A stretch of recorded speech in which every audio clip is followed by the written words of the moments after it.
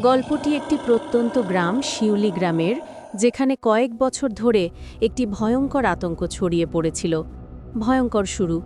প্রথম ঘটনাটি ঘটেছিল গ্রামের দরিদ্র রাখাল মনসার সাথে। একদিন সকালে গ্রামের মানুষ দেখল মনসার মৃতদেহ পড়ে আছে তার কুটিরের সামনে। তার শরীরে কোনো আঘাতের চিহ্ন নেই, কেবল গলার কাছে সূক্ষ্ম দুটো গভীর ক্ষত, আর শরীর থেকে যেন এক ফোঁটা রক্তও অবশিষ্ট নেই। মনে হচ্ছিল কেউ যেন তার সমস্ত রক্ত শুষে নিয়েছে। পরপর একইভাবে আরও কিছু রহস্যময় মৃত্যু ঘটল। গ্রামের সবাই আতঙ্কে কাঁপতে শুরু করল। রাতে কেউ বাড়ির বাইরে যেত না। রক্তপিশাচের আবির্ভাব। গ্রামের সবচেয়ে বয়স্ক মানুষটি জানান, এটি কোনো সাধারণ ভূত নয়, এটি হলো রক্তপিশাচ, যা দিনের বেলা পরিত্যক্ত কবরস্থানে ঘুমিয়ে থাকে এবং রাতের আধারে জেগে উঠে মানুষের রক্ত পান করে। একমাত্র রসুন, পবিত্র জল বা যিশুর ক্রুশ এই পিশাচকে ভয় দেখাতে পারে। সাহসী যুবকের উদ্যোগ। গ্রামের এক সাহসী যুবক, যার নাম ছিল ব্রজ, সে প্রতিজ্ঞা করল এই পিশাচকে শেষ করবে। সে জানতে পারল যে গ্রামের পুরনো পরিত্যক্ত কবরস্থানের একটি শতাব্দী প্রাচীন কফিন থেকে এই পিশাচ রাতে বেরিয়ে আসে। সে তার সাথে রসুনের মালা, একটি তীক্ষ্ণ লোহার পেরেক এবং পবিত্র জল নিয়ে প্রস্তুতি নিল। ভয়ঙ্কর রাত। এক অমাবস্যার রাতে, যখন চাঁদ ছিল না, ব্রজ কবরস্থানের দিকে এগিয়ে চলল। সেখানে সে একটি খোলা কফিন দেখতে পেল।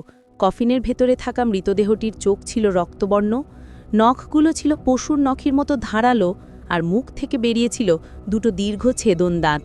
পিশাচটি ব্রজকে দেখে বিকট স্বরে হেসে উঠল। ভয়ঙ্কর লড়াই। ব্রজ নিজের সাহস ধরে রেখে তার হাতে থাকা পবিত্র জল পিশাচের দিকে ছুঁড়ে মারল। জল স্পর্শ করার সাথে সাথেই পিশাচটি চিৎকার করে উঠল। সুযোগ বুঝে ব্রজ ছুটে গেল তার দিকে এবং সমস্ত শক্তি দিয়ে লোহার পেরেকটি পিশাচের হৃৎপিণ্ডের ওপর আঘাত করল। একটি ভয়ঙ্কর আর্তনাদ করে পিশাচটি ছাই হয়ে গেল। পরদিন সকালে শিউলি গ্রামের মানুষ স্বস্তির নিঃশ্বাস ফেলল। সেদিন থেকে আর কোনো রক্তশূন্য দেহ গ্রামে পাওয়া যায়নি। ব্রজ হয়ে উঠল গ্রামের নায়ক। আপনি যদি অন্য কোনো বিশেষ ধরনের ভূতের গল্প শুনতে চান, তাহলে জানাতে পারেন। আমি আসবার অনেক বছর আগে থেকেই বাড়িটার ওপরের তলাগুলো সম্পূর্ণ খালি পড়েছিল। বাড়িটাকে যেন ধুলো আর মাকড়সার জাল, নির্জনতা ও নীরবতা হাতেই ছেড়ে দেওয়া হয়েছিল।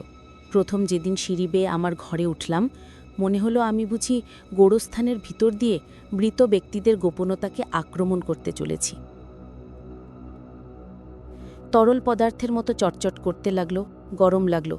আমার মন বলল সেগুলো রক্তের ডেলা। আলো জ্বালিয়ে সেগুলো দেখার দরকারও বোধ করলাম না।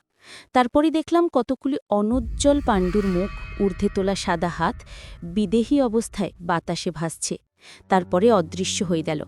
সব ফিসফিসানি, সব কণ্ঠস্বর, সব শব্দ থেমে গেল। আমার সব শক্তি নিমেষে উধাও হয়ে গেল। আহত পঙ্গুর মতো বিছানায় পড়ে গেলাম। তখন পোশাকের খসখস শব্দ শুনতে পেলাম। মনে হলো সেটা দরজার ভিতর দিয়ে বাইরে চলে গেল। এই গল্পের বাকি অংশ বা অন্য কোনো নতুন ভূতের গল্প শুনতে চান কি?